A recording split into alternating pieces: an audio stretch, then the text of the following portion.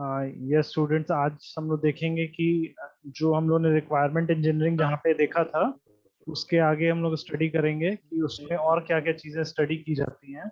तो इसके अंदर आप लोग को फिजिबिलिटी स्टडी भी करनी है, और फिजिबिलिटी स्टडी में आप लोग को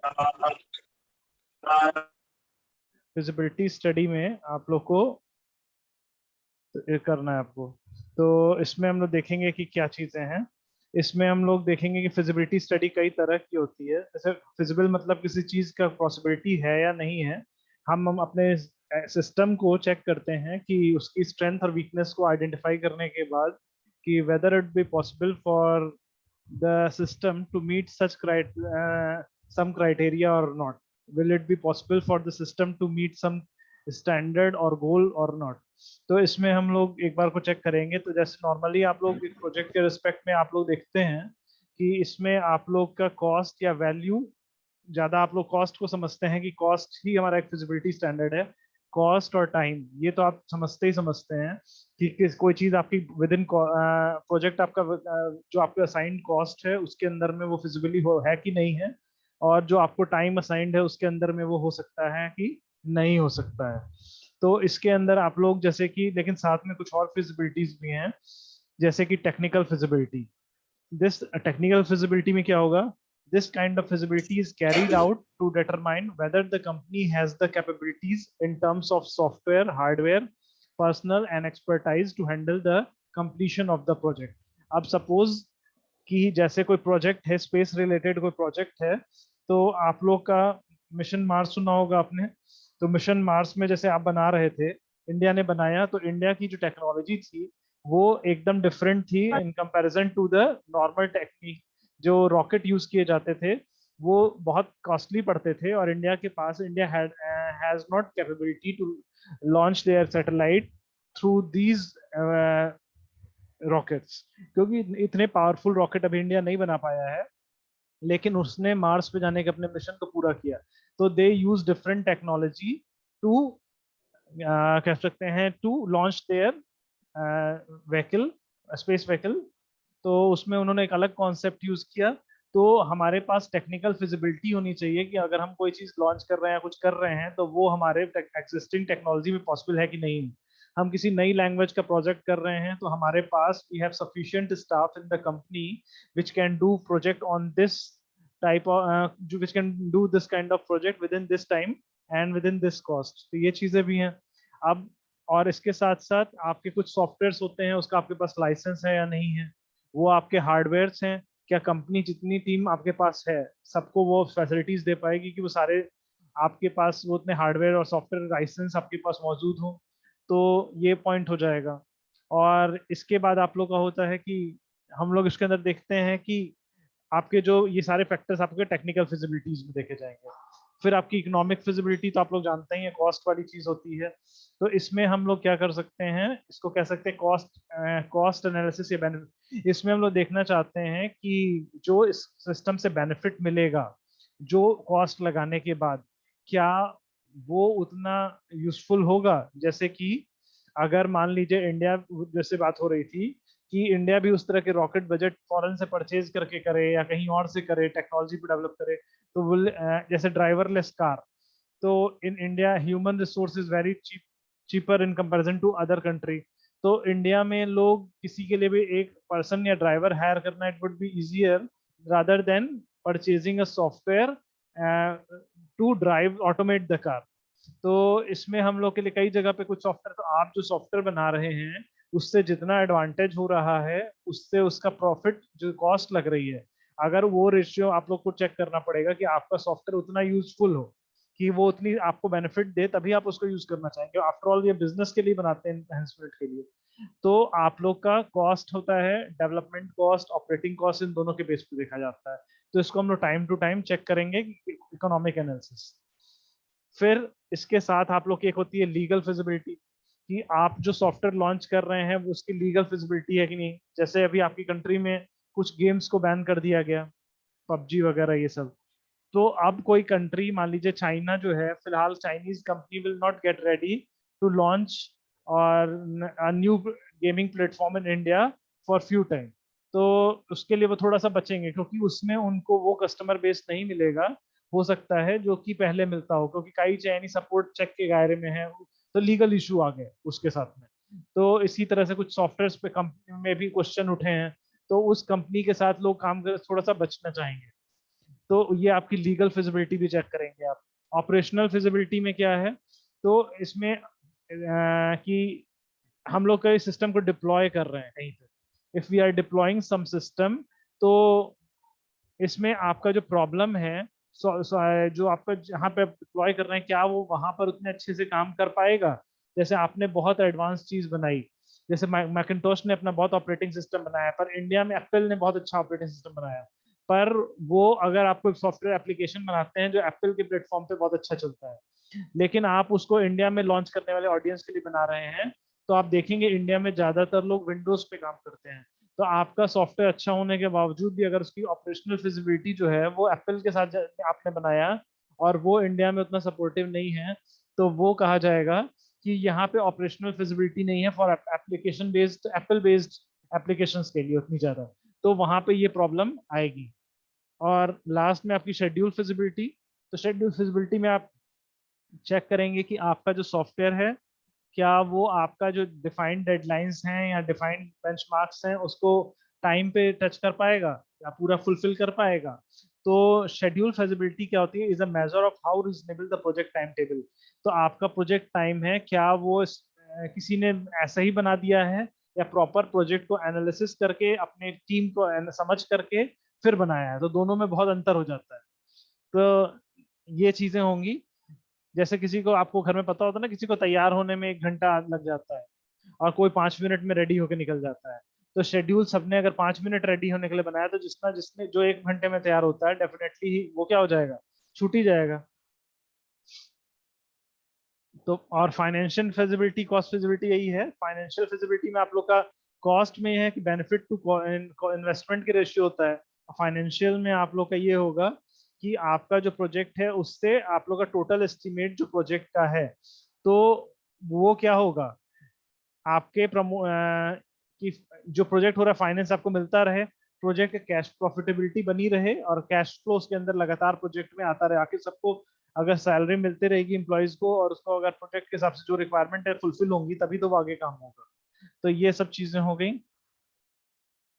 अब हम लोग देखते हैं रिक्वायरमेंट एलिसिटेशन। कल हम लोगों ने देखा था फिजिबिलिटी को पहले फाइनलाइज कर दे, चेक करने के बाद हम अपनी रिक्वायरमेंट को देखते हैं। तो कल हम लोगों ने देखा था रिक्वायरमेंट, उसमें एलिसिटेशन देखा था। तो आपको नहीं याद है तो कल वाले में देखिए, यहाँ पे मैंने आपको ये बताया था रिक्वायरमेंट इसमें, ये चाहते हैं रिक्वायरमेंट इंजीनियरिंग में मैंने आपको बताया था 5 चीजें: requirement elicitation, requirement analysis, requirement specification and requirement verification and management. तो उसी में हम लोग स्टार्ट कर रहे हैं रिक्वायरमेंट एलिसिटेशन से, ठीक है। तो अब इसमें देखिए, requirement elicitation is the process of discovering the requirement for a system by communication with the customer. तो हमारा जो क्लाइंट है जिसके लिए हम अपने प्रोजेक्ट को बना रहे हैं, उसके साथ आप मीटिंग करेंगे, तभी तो आपको पता चलेगा। तो रिक्वायरमेंट एलिसिटेशन आपका सिंपल है कि अपने क्लाइंट के साथ कम्युनिकेट करना और उससे उसकी रिक्वायरमेंट पाते हैं। तो इसको मैं बताऊंगा कि ये अलग अलग तरीके हैं अपने क्लाइंट से इंट्रोगेट करने के, तो या इंटरव्यू करने के लिए। तो इसमें रिक्वायरमेंट एलिसिटेशन में होता है कि आप लोग बात करते में कुछ प्रॉब्लम्स भी होती हैं, कि आप जब बात करें तो वो आपकी कैजुअल बातचीत अगर जैसे हम लोग आपस में करते हैं उस तरह से होगी, तो आपको एग्जैक्ट रिक्वायरमेंट आपको पता चलना मुश्किल होगा। क्योंकि बातचीत में हम लोग इफ देन एल्स बट ये सब चीज लगाते रहते हैं, तो प्रॉब्लम करता है। हमको क्लियर कट स्टेटमेंट, क्योंकि मशीन दो चार कॉम्बिनेशन को एक साथ नहीं जोड़ सकती है, वो सिंपल एक स्टेटमेंट लेगी। तो कुछ पार्ट होते हैं जैसे यस बट लगा करके आपने कंडीशन लगा दी, तो ये सब नहीं होना चाहिए।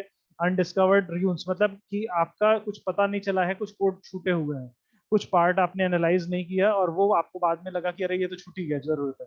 तो आप पूरे सॉफ्टवेयर को अच्छे से एनालाइज करेंगे। और यूजर एंड डेवलपर सिंड्रोम, तो दोनों अलग अलग हैं। और किसी ने पहले से कुछ किया हुआ है, तो उसी को देख देख के कर देने से आप करंट सिस्टम को पूरा नहीं समझ पाएंगे, तो हमेशा चेंज कैसे आएगा। तो ये भी चीजें हैं। तो अब मैं इसमें बहुत डिटेल में नहीं जाऊंगा। यस बट सिंड्रोम की हम लोग कम्युनिकेशन करते समय आप लोग का, हम लोग का, हम जब टू इसमें आपका कोई चीज अगर एग्जैक्ट नहीं बोली जाएगी तो जैसे कि ये आपका उसके बाद पहले इसने अप्रूव किया फिर बाद में उसको शायद उतना अच्छा लगा, तो ये आपके लिए थोड़ा प्रॉब्लमेटिक होगा उसको आइडेंटिफाई करना। तो ये मैं बता दे रहा हूँ क्या है अनडिस्कवर्ड ड्रीम्स में क्या है, तो कि उनका रिक्वायरमेंट हो चुका एलिसिटेशन हो चुका है या नहीं हो चुका है, इसको कहते हैं रिक्वायरमेंट रिव्यूज कहते हैं। क्यों कि हमने सारी अपनी रिक्वायरमेंट ढूंढ ली कि नहीं ढूंढ ली है। तो और यूजर एंड डेवलपर सिंड्रोम क्या होता है, user do not know what they want और they know what they want but can not articulate. तो जैसे कि हम लोग जानते हैं कि हमारा क्लाइंट नॉन टेक्निकल पर्सन होता है, तो वो जानता है पर वो सारी चीजों को सोच लेता है, वो पर क्लियर कट आपके सामने एक्सप्लेन नहीं करता है। तो वो आपको बुलवाना पड़ेगा, आपको निगोशिएट उससे मतलब कम्युनिकेट करके वो सारी चीजें ब्लैक एंड व्हाइट में आपको लिखनी पड़ेंगी। और ये एक प्रॉब्लम होती है, user think they know what they want until developer give them what they said they wanted. तो यूजर को पहले लगता है कि हाँ हमको थोड़ा थोड़ा आइडिया लग रहा है, लेकिन वो क्लियर नहीं होता, बहुत सी चीजें इन गैप छूटती हैं। तो डेवलपर को ये सारी चीजें पता होनी चाहिए एनालिसिस के बाद, और उसको सारी चीजें क्वेश्चन से निकलवानी चाहिए। तो analyst think they understand user problem better than user do. और कई बार डेवलपर सोच लेते हैं कि हम यूजर की प्रॉब्लम को ज्यादा अच्छा समझ रहे हैं, तो वो भी आपका प्रॉब्लम क्रिएट करता है, क्योंकि फिर आप क्लाइंट के पॉइंट ऑफ व्यू को इग्नोर करते हैं। तो फाइनली भी उसी के पास जाना है, तो उसके अप्रूवल उसके अप्रोच को पूरा इंपॉर्टेंस दीजिए। पर उससे जो वो बहुत सी बातें इन गैप में या सोच ले रहा है कह नहीं रहा है, वो सारी चीजें ब्लैक एंड व्हाइट में करवाना आपका काम है। तो इसके लिए बहुत सारी टेक्निक्स हैं, तो उसमें से हम लोग कुछ टेक्निक्स देखेंगे। और लेकिन उसके पहले एक और प्रॉब्लम है कि living with the sense of predecessor syndrome. इसमें क्या है, like it or not your users and developer remember what happened in the past। जो पहले हुआ है वही चीज आपके पहले याद रहती है आपको। लेकिन आप लोग का क्या होता है, आप कुछ फीचर्स के लिए कोई do not over commit to feature schedule और बजट। आप जो भी चीज बोलेंगे तो प्रोबेबिलिटी के साथ बोलेंगे, क्योंकि सॉफ्टवेयर बहुत ही एक आपका क्या कह सकते हैं अनप्रिडिक्टेबल फील्ड है। आप एस्टिमेट देंगे लेकिन आप उस पर स्ट्रिक्ट एकदम नहीं हो सकते हैं। ठीक है, तो build success by delivering highest priority feature early in the process. आप ज्यादा मेन फीचर जो हैं जो उसके प्राइम फीचर्स हैं उन सब फंक्शंस को आप पहले बना करके डिलीवर करेंगे। तो इन सब चीजों को कहते हैं कि हम लोग, और इसमें लाइक इट और not user your user end developer remember what happened in the past. तो पहले जो चीज हुआ है वो चीजें आप लोग को याद रखना है, उसको भूल जाइए, अपना फ्रेश सोचिए कि क्या रिक्वायरमेंट है, नहीं तो आप पहले जो सोचा है उसी हिसाब से सोच के आगे बढ़ जाते हैं, और कुछ चेंजेस हो तो आप उसको ध्यान नहीं रख पाते हैं। और ठीक है, तो रिक्वायरमेंट एलिसिटेशन की जो टेक्निक्स हैं उसमें हम लोग का एक मैंने बताया है कि ब्रेनस्टॉर्मिंग होता है, इंटरव्यूइंग होता है, requirement workshop, use case, role playing and prototyping. तो ये सारी चीजें होती हैं। इसमें क्या क्या होता है हम लोग देखेंगे। इंटरव्यूज में आप लोग जानते हैं कि हम यूजर के रिस्पॉन्स को कुछ क्वेश्चन के रिस्पेक्ट में बात करते हैं, और क्वेश्चन कंटेक्स्ट फ्री क्वेश्चंस होते हैं। तो पहले कंटेक्स्ट फ्री क्वेश्चन पूछे जाते हैं, उसके बाद कंटेक्स्ट उसके बाद सॉल्यूशन एक्सप्लोर किया जाता है कि who is the user, who is the customer, are they need different, और जो यूजर हैं जो कस्टमर हैं क्या दोनों की नीड डिफरेंट है, और where else can a solution of this problem be found. तो ये सारी चीजें आपको एक इंटरव्यू में आपको देखनी पड़ेंगी। तो इसमें हम लोग सबसे पहला शुरुआत करते हैं अपने कस्टमर या यूजर का एक प्रोफाइल बनाते हैं, उसको आइडेंटिफाई करते हैं कि कौन कौन है। जैसे अगर एक आपके यूजर्स में मान लीजिए कॉलेज के लिए बना रहे थे, स्टूडेंट हो गया, फैकल्टी हो गई, स्टाफ हो गया। तो और मैंने एडमिन के लोग हो गए, तीन तरह के यूजर हुए। असेसिंग द प्रॉब्लम, उसके बाद प्रॉब्लम क्या है उसको समझना होता है। फिर उसके बाद यूजर के इन्वायरमेंट को समझना होता है, understanding the user environment and recap the understanding. उसके बाद अपनी पूरी चीजों को एक बार फिर से आपने जो समझा है पूरा का पूरा सब चीजों को एक रिवाइज करके देखिए। Analyse input on customer problem, तो उसमें फिर क्या इनपुट है और उसके रिस्पेक्ट में क्या आपका सॉल्यूशन होगा, ये भी आपको उसमें देना पड़ेगा। तो कस्टमर के पहले प्रॉब्लम को एनालाइज करिए क्या प्रॉब्लम्स है, उसके बाद उसका सॉल्यूशन देना होगा। और जो वर्कशॉप्स होती हैं, it gathers all the key stake holder together for a short but intense focus period. तो इसमें the use of the outside facilitator experience in requirement management can ensure the success of workshop. तो इसमें आपका कोई neutral आदमी होता है जो आपका इसको वर्कशॉप कराएगा, ना तो वो क्लाइंट साइड से हो ना डेवलपर साइड से हो, आउटसाइडर कह सकते हैं, आउटसाइड फैसिलिटेटर जो एक्सपीरियंस हो और जिसको अपना जो उसको प्रोजेक्ट को सक्सेसफुल बना सके। तो इसके अंदर आपको देखना है कि अगर किसी ग्रुप के बीच में ईगो क्लैश है या उनके पॉइंट ऑफ व्यू में डिफरेंस है, तो आप एक कॉमन पॉइंट ऑफ व्यू पे आपको लाना है, आपका काम होगा, फैसिलिटेटर का काम होगा। और उनके अंदर ईगो क्लैशेस ना हो, सब एक कॉमन थीम आइडियाज के साथ आगे बढ़े, कॉमन सिस्टम व्यू के साथ। तो इसके लिए ब्रेन स्टॉर्मिंग आपकी एक बहुत अच्छी टेक्निक है। और एनालिसिस एंड स्पेसिफिकेशन, तो रिक्वायरमेंट एनालिसिस में क्या होता है, the process of studying and analysing the customer and user stake holder need to arrive at definition of software requirement. तो इसमें क्या होता है, a document that clearly and precisely describe essential requirement of software and external interface. तो requirement specification में आप लोग अपने जो इसेंशियल रिक्वायरमेंट सॉफ्टवेयर की हैं और जो इंटरफेस उसके साथ एसोसिएट है, जिससे वो क्या कर रहा है, बाहर के फंक्शन इंटरेक्ट कर रहा है, वो सब बहुत क्लियरली और प्रिसाइजली डिफाइंड होनी चाहिए। Each requirement is specified such that it its achievement is capable of being verified by a prescribed method like inspection test। तो आप जो भी रिक्वायरमेंट है उसके लिए अलग अलग टेस्ट केसेस बनाएंगे कि पर्टिकुलर एक रिक्वायरमेंट हमारे एक केस केस से वेरीफाई हो जाए। और उसके बाद है एनालिसिस करेंगे रिजल्ट का। तो कि हम लोग का क्या है, हम लोग हर टेस्ट केस जितने हैं उसको एनालिसिस करेंगे। और इसमें आप लोग का ये सारी चीजें करके स्टेक होल्डर आइडेंटिफाई करेंगे। और the precision of requirement are specified is a function of expertise of developer.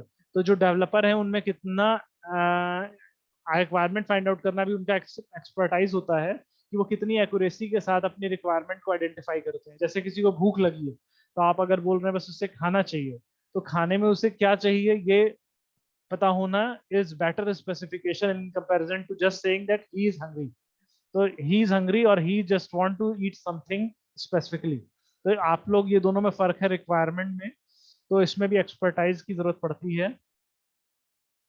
Requirement perspective आप लोग का है, और इसके अंदर आप लोग का सिस्टम रिक्वायरमेंट, यूजर की रिक्वायरमेंट और सारी चीजें होंगी। Functional non functional requirement, domain requirement, ये डिस्कस हो चुका है। तो रिक्वायरमेंट कैरेक्टरिस्टिक क्या है, रिक्वायरमेंट में एम्बिग्यूटी नहीं होनी चाहिए, उसके लिए पर्टिकुलर टेस्ट केस होना चाहिए जिससे वो टेस्ट केस से वेरीफाई हो कि वो फुलफिल हो रही है या नहीं हो रही है। साथ ही साथ वो टेस्ट केस या रिक्वायरमेंट क्लियर होने चाहिए, उसमें कोई कंफ्यूजन या ऐसा चीज नहीं होना चाहिए। करेक्ट होनी चाहिए, understandable, feasible, independent, anatomic and necessary implement होना चाहिए। ठीक है। तो इस तरह से रिक्वायरमेंट को हम लोग आइडेंटिफाई करेंगे कि रिक्वायरमेंट जो हो वो नॉन रिडंडेंट हो, मतलब एक जगह जो आपकी बनाई गई है रिक्वायरमेंट बार बार उसी चीज को अलग अलग वर्ड में नहीं लिखना है, वो कंप्लीट हो, कंसिस्टेंट हो। ठीक है। तो और आपका जो इसमें आउटपुट है तो इसको हम लोग बाद में देख लेंगे। तो ये सारी चीजें हैं, उसको कैसे रिप्रेजेंट करेंगे, तो ये आपका रिक्वायरमेंट को आइडेंटिफाई करेंगे कैसी होनी चाहिए रिक्वायरमेंट, ये हम लोगों ने देख लिया।